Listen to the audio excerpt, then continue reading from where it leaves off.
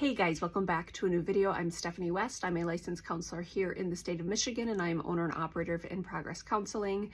Today we're going to talk about first order change, second order change, and throw it into a little bit of a curriculum analogy that can be quite helpful to understand. When we talk about first order change, we're talking about doing things that kind of change the immediate. So it could be a new habit, it could be ceasing a habit, it could be bringing in some type of accountability, it could be trying a new pattern.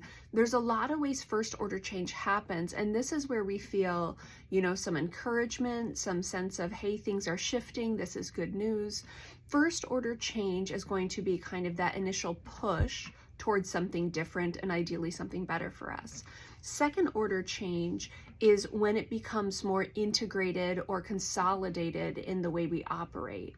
And so one of the analogies that can be really helpful is I have a friend who works in an addictions context where they will put together a 40-week curriculum for people who are trying to engage addiction recovery steps. And 40 weeks is pretty lengthy, right? We're talking 9, 10, 11 months, depending on frequency. And it's like, but why does it take that long?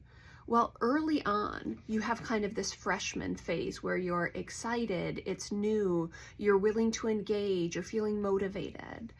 And then you have this understanding that by week 40, there should be this second order change where now you're walking more congruent in these goals. They're more of your reflex system. They're more consistent.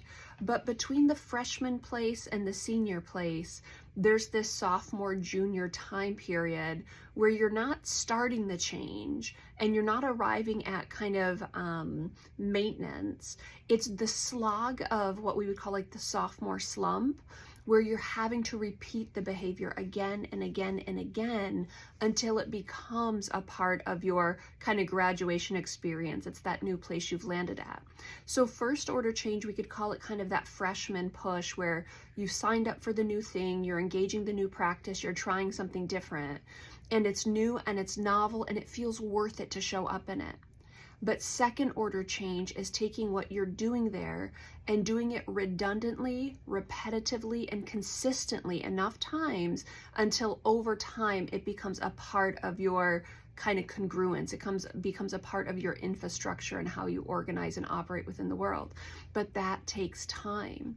So you say to the person who's done the 10-week program, you say, hey, you've got 30 more weeks of this if you expect it to be your way of life.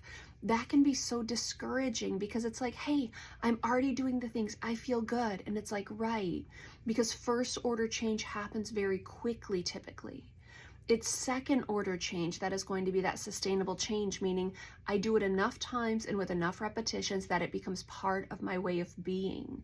And that takes repetitive redundancy for quite a while, not for the rest of your life typically, but long enough that it becomes the way you naturally organize or the way you've newly decided to organize.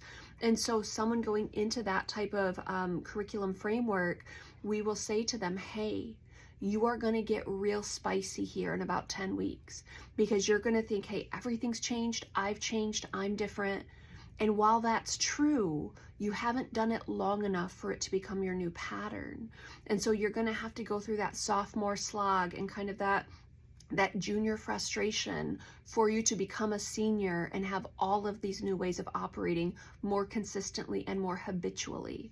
Now that can be really tough to understand the length that change takes, but first order change doesn't take very long.